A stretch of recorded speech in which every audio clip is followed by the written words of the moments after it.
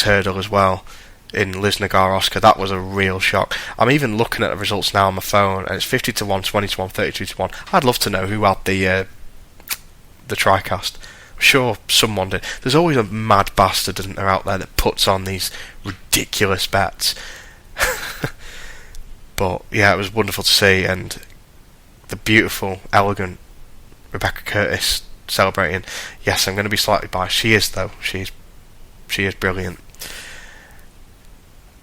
Yeah, day 3 wasn't, to me, there wasn't my favourite day, but there was moments in then. The Sam Crow one, and obviously Forheen, the machine there, and Mellon. You know, it was such a battle of the Irish, you know, triad there.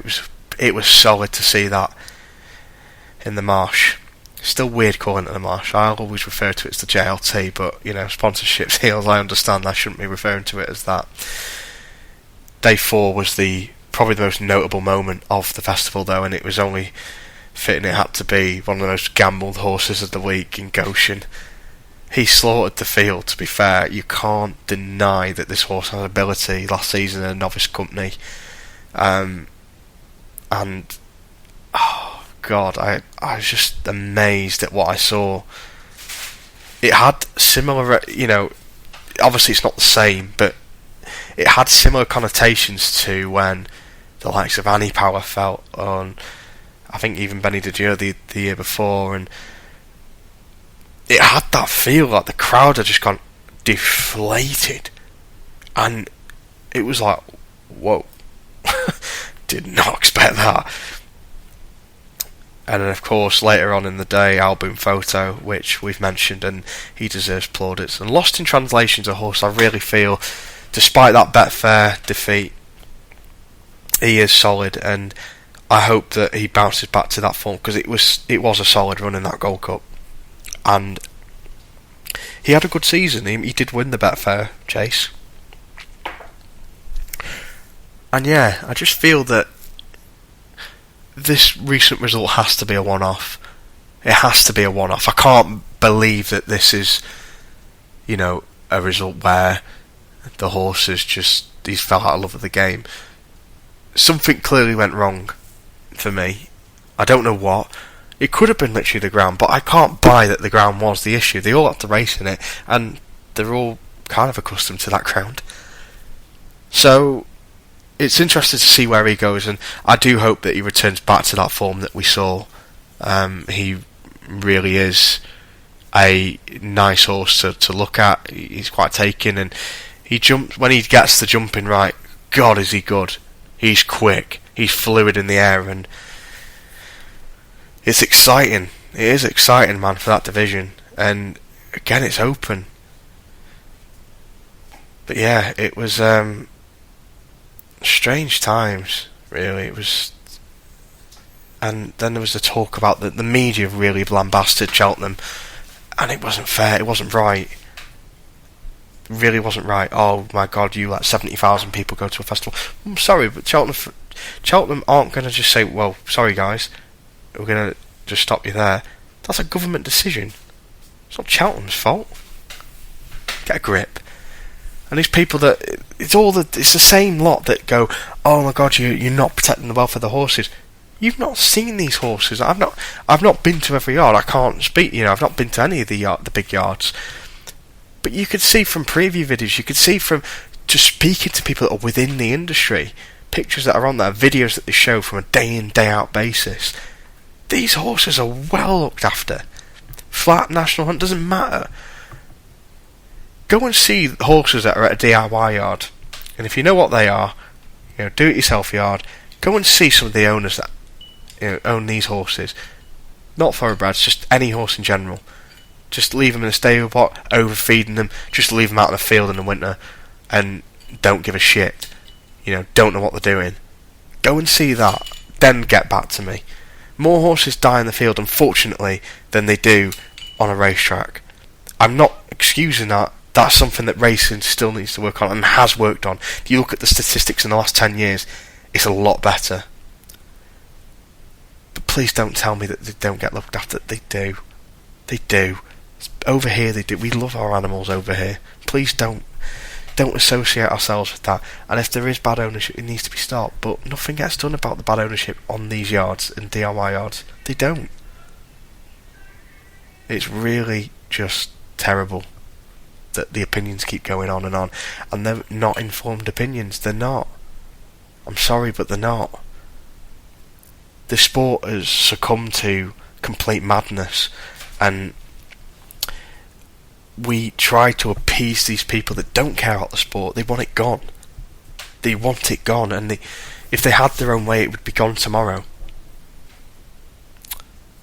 And I do get concerned about that we're not doing anything for ourselves. I agree with everything Matt Chapman actually said, I think it was a few months ago, where we need to just focus on ourselves. The BHA need to focus on our sport, not try and appease everyone else. Let's do the right things, let's do the common sense things.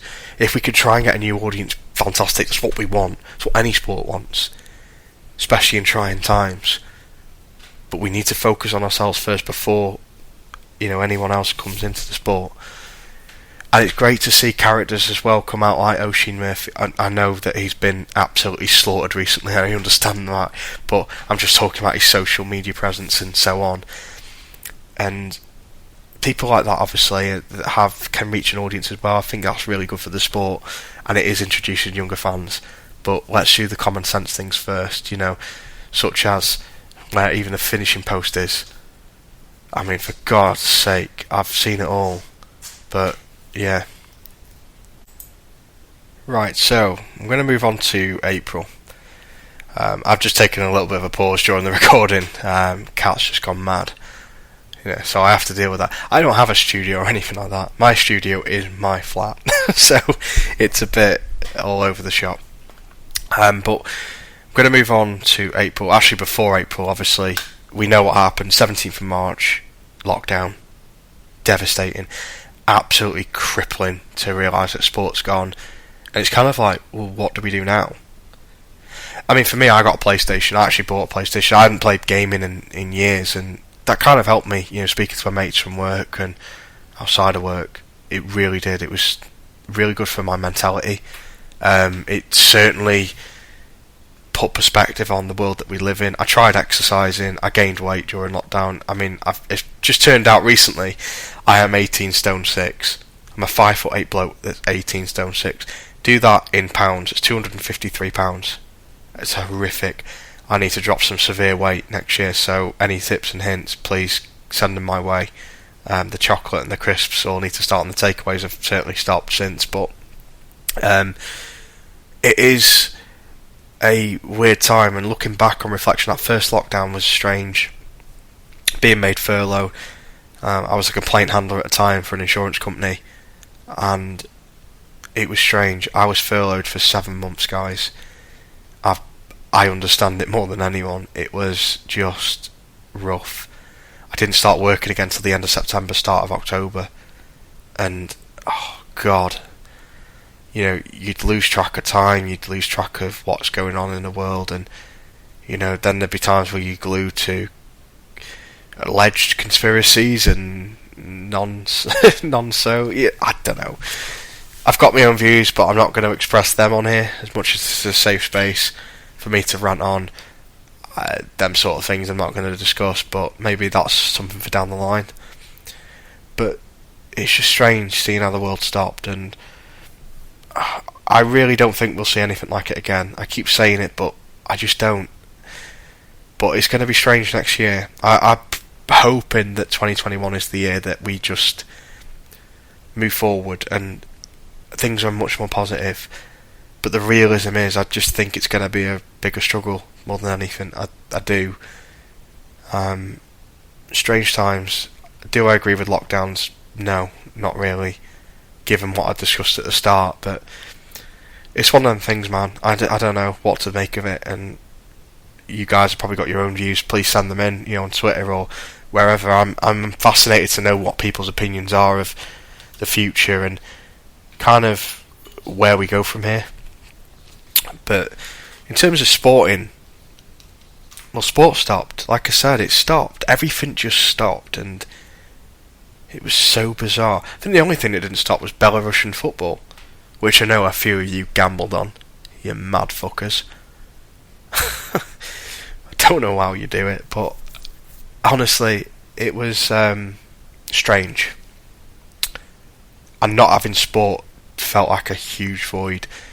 And I think because we didn't have sport and we couldn't go out and we couldn't do all these things, well, we could go out for a walk, but there was no shops open besides, or restaurants should I say, and pubs, nothing like that. It was just like normality was done. I hate this term of the new normal as well. I've got bored of it.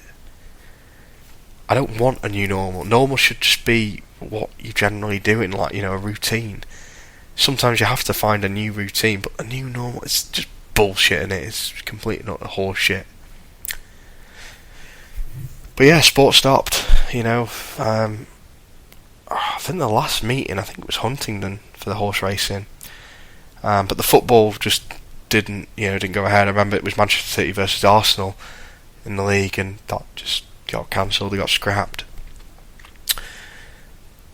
So we're just going to move on to May, really, because I think April was kind of a whitewash. Yeah, racing did resume in the flat, but it was May that it really started to take off again for the flat. And oh god, Newmarket, I was actually relieved to watch some horse racing. I really was. It gave me a better perspective. I'd started watching the French stuff as well, which I've kind of lost touch again. But do you know what? I'm going to try next year. I want to actually go to a French meeting. If someone could sort that out, or direct me to where to go, I'll do it. I'd love to go to, especially your toy. It looks fascinating. So, but yeah, Newmarket, the Guineas meeting, it was great. It really was great, and I loved every minute of it. I really did. It was just such an exciting time to have some sport back. It was some kind of normality in a crazy, fecked up world where there was a lot of uncertainty, and there was all these things, and it was just great to finally get some kind of perspective on the world that we live in.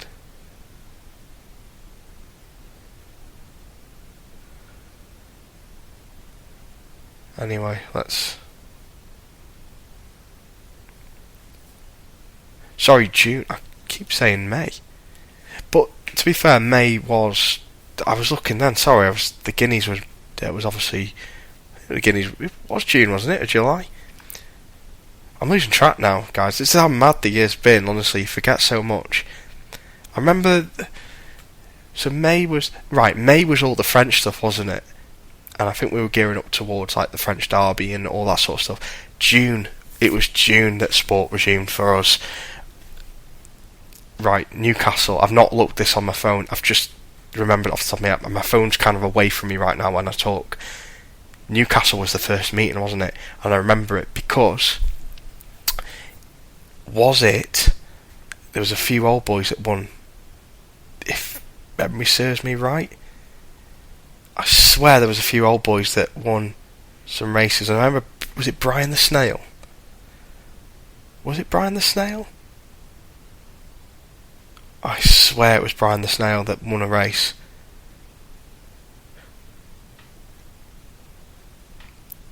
It was really fun anyway, and I think at the end of that week we did have the Guineas. I think at the end of that week it was the Guineas, yes, because Kamiko won, of course, the turtle himself, and that was really good. He beat Wichita and Pinatubo, the most overhyped horse. I understand this year's different, and he was a 3-year-old, but he was overhyped, wasn't he? When you look back at it now, just because you did what you did at 2-year-old, it doesn't mean you're going to do it at 3, especially when other horses are growing. And he didn't have the size of scope at all compared to some of the other horses. But he's not a bad horse. Let's just put that into context. He had one of the best 2-year-old seasons I've ever seen, and he should be applauded for that. And the crop that will come from him is going to be scary. Scary, scary, scary. But Kamiko, Oisin Murphy, the man, the myth, the legend, unreal. And I was enjoying it. I really was enjoying the flat. And even Royal Ascot, I always enjoy Royal Ascot anyway.